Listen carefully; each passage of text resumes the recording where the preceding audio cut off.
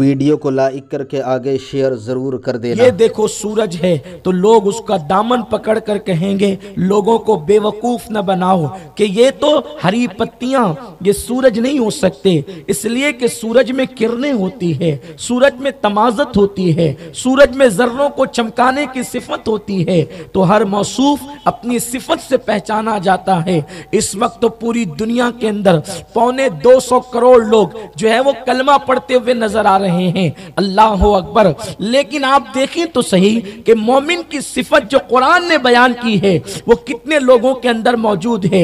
मेरे प्यारे आका सल्लल्लाहु अलैहि वसल्लम के दीवानों, मोमिन कामिल कहलाने का हकदार वो है जिसको कुरान मोमिन कहता है, जो कुरान मुकद्दस सिफात बयान करता है, जिसके अंदर मौजूद होगी वही मोमिन कामिल होगा, और जो मोमिन कामिल होगा वही कामयाब व कामरान होगा। मेरे प्यारे आका सल्लल्लाहु अलैहि वसल्लम के प्यारे दीवानों, मुख्तसर से वक्त में मैं उन 9 सिफात का जिक्र अल्लाह की तौफीक से करने की सआदत हासिल करूंगा।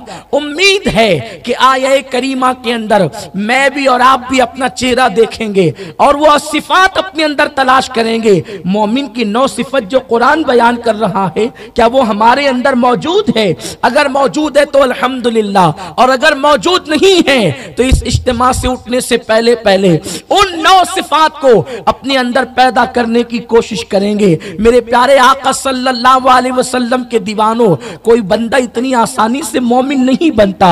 ये शहादत गहे उल्फत में कदम रखना है। लोग आसान समझते हैं मुसलमान होना, बहुत आसान है। काफिर का मुसलमान होना बहुत मुश्किल है। मुसलमान का मुसलमान होना, सिर्फ कलमा पढ़ लेने से कोई मुसलमान मोमिन कामिल नहीं हो जाता। ज़बान से कह लिया ला इलाहा तो क्या हासिल, दिलो निगाह मुसलमान नहीं तो कुछ भी नहीं। मेरे प्यारे आका अलैहिस्सलाम के प्यारे दीवानों, मोमिन की 9 सिफत अल्लाह कुरान में बयान करता है। लंबी तमहीद की तरफ न जाते हुए कुरान पहली सिफत मोमिनीन की यूं बयान करता है, अत्ताइबून। मोमिन की पहली सिफत है वो तौबा करने वाले हैं। अल्लाह अकबर। इसीलिए सूफियाए किराम फरमाते हैं, अगर कोई अल्लाह की मारिफत चाहता हो, अल्लाह का कुर्ब चाहता हो, अल्लाह का तकर्रुब चाहता हो, तो उसको चाहिए कि वो कसरत के साथ तौबा करे। तौबा के बगैर इंसान खुदा का कुर्ब पा ही नहीं सकता। आकाए करीम सल्लल्लाहु अलैहि वसल्लम इरशाद फरमाते हैं, ये किसका इरशाद है? सैयदुल मासूमीन का इरशाद है, जाने कायनात का इरशाद है, आबरूए इंसानियत का इरशाद है। अल्लाह अकबर। जो जाने इस्मत है वो रसूल, जिसके करीब से कभी तसव्वुरे गुनाह भी गुजर नहीं सकता, वो रसूल फरमाते हैं, मैं एक दिन में 70 मरतबा या 100 मरतबा अपने अल्लाह की बारगाह में तौबा करता हूं, इस्तिग़फ़ार करता हूं। सैयदुल मासूमीन दिन में 100 मरतबा इस्तिग़फ़ार करें, और जो लोग पूरी पूरी रात गुनाहों में गुजारें, हमारे दिन अय्याशी में और गुनाहों की नजर हो जाए, हमें दिन में 1 मरतबा भी तौबा की तौफीक नहीं। अल्लाह रब्बुल इज्जत मोमिन की पहली सिफत बयान करता है, अत्ताइबून। मोमिन कसरत से तौबा करने वाले हैं, वो तौबा करने वाले लोग हैं। और तौबा की बरकत यह है कि जब बंदा गुनाह करता है तो उसके दिल पर एक सियाह नुक्ता पड़ जाता है। अगर वो तौबा कर ले तो अल्लाह उस सियाह नुक्ते को मिटा देता है, और अगर वो तौबा न करे और फिर गुनाह करे तो वो नुक्ता बढ़ जाता है, यानी सियाही बढ़ जाती है, दिल की कालक बढ़ जाती है। और बढ़ते बढ़ते गुनाहों की नहुसत की वजह से एक वक्त वो आता है कि अल्लाह अकबर, इंसान का पूरा दिल सियाह हो जाता है, उसका पूरा दिल काला हो जाता है।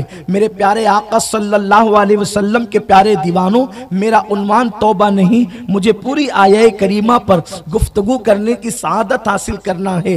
सिर्फ एक बात तौबा के हवाले से अर्ज करना चाहता हूँ। मेरे प्यारे आका सल्लल्लाहु अलैहि वसल्लम के प्यारे दीवानों, तौबा करने वालों को अल्लाह अपना महबूब बना लेता है। और तौबा करने वाला अल्लाह के नजदीक ऐसा है जैसे उसने गुनाह किया ही नहीं। मेरा अल्लाह कितना करीम है, 70 माओं से ज्यादा अल्लाह अपने बंदे से प्यार करता है। यानी माएं 70 मिल करके, जो कि मुमकिन ही नहीं है, क्योंकि मां सिर्फ एक ही हो सकती है, दूसरी मां हो नहीं सकती। अल्लाह अकबर।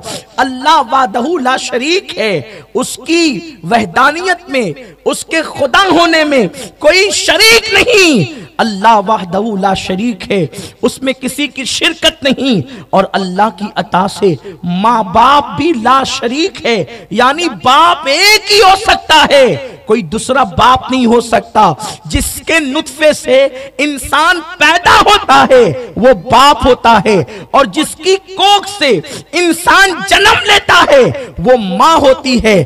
अब न दूसरा बाप हो सकता है न दूसरी माँ हो सकती है। मेरे प्यारे आका अलैहिस्सलाम के प्यारे दीवानों, एक बात आई है तो अर्ज करूं, अल्लाह ने माँ बाप की अहमियत को बताते हुए गोया के बयान किया कि दूसरा खुदा नहीं हो सकता और दूसरे माँ बाप नहीं हो सकते। माँ और बाप सिर्फ एक होते हैं और खुदा एक है।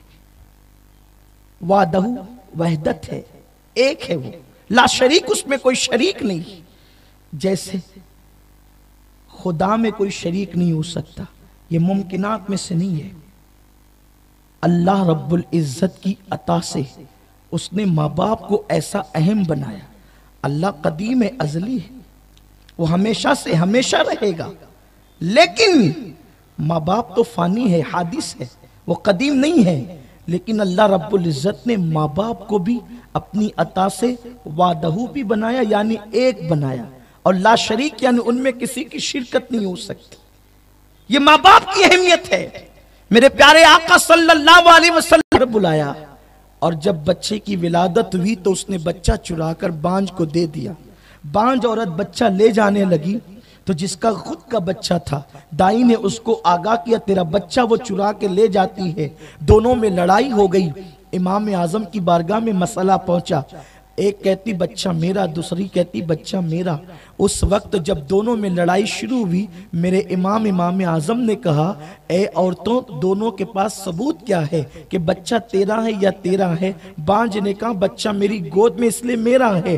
दूसरी औरत ने कहा बच्चे को मैंने जन्म दिया है इसलिए बच्चा मेरा है। उस वक्त इमाम ने फरमाया सबूत क्या है? तो दोनों ने दाई को पेश किया। चूंकि दाई औरत थी इसलिए इमाम ने फरमाया औरत है और एक है, इसलिए दोनों के हक में इसकी गवाही कबूल नहीं होगी। उस वक्त मेरे इमाम ने, चूंकि इमाम आजम जहां फकीह थे, जहां मुफ्ती थे, जहां मुहद्दिस थे, उस इमाम की शान ये थी, अल्लाह ने उनको इतनी अक्ल दिया था कि फरमाते हैं, अल्लाह अकबर, इमाम इब्न हजर फरमाते हैं कि अल्लाह ने इमाम आजम के दौर में सबसे ज्यादा अगर किसी को अक्ल दी थी तो वो इमाम आजम अबू हनीफा को अक्ल अता फरमाई थी। अगर आप लकड़ी के सुतूनों को सोने का साबित करना चाहें तो अल्लाह रब्बुल इज्जत ने आपको वो सलाहियत दी थी कि दलीलों के जरिए से आप उसे सोने का साबित कर दें। ये अल्लाह रब्बुल इज्जत ने उनको अक्ल शऊर अता फरमाया था।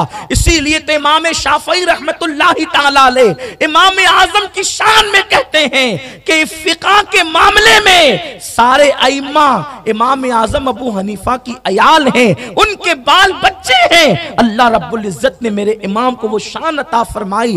व आखरीना मिनहुम लम्मा यलहकू कहकर कुरान इशारों में उनकी अजमतें बयान कर रहा है। इमाम को अल्लाह ने अक्ल शऊर दिया था। इमाम आजम की बारगाह में जब वो दाई की गवाही आपने कबूल नहीं की तो आपने बांझ औरत से बच्चा ले लिया, बच्चा लेकर जमीन पे रख दिया। जैसे ही बच्चा जमीन पे लेकर के रखा, चूंकि जो हकीकी माँ नहीं थी उस पर कोई असर नहीं हुआ। जो हकीकी माँ थी उसके चेहरे पे एक रंग आता दूसरा रंग जाता, एक रंग आता दूसरा रंग जाता। इमाम ने खादिम को कहा तलवार लाओ। तलवार का नाम सुनकर जो बांझ औरत जिसके हाथ से बच्चा लिया था उस पर कोई असर न पड़ा, लेकिन जो हकीकी माँ थी उसके चेहरे पर तो अजीब हवाइयां उड़ने लगी। इमाम के हाथ में तलवार आई तो उस माँ ने कहा इमाम इस तलवार से आप क्या करेंगे? इमाम आजम ने मुस्कुराकर बड़ी संजीदगी से जवाब दिया, चूंकि बच्चों पर बच्चा एक है और दावा करने वाली 2 औरतें हैं। तो कहती मैं माँ, वो कहती है मैं माँ। इसलिए मैं एक काम करूंगा, जब कोई गवाही नहीं है तो मैं बच्चे के 2 टुकड़े कर दूंगा, एक टुकड़ा तुझे दे दूंगा, दूसरा टुकड़ा इसे दे दूंगा।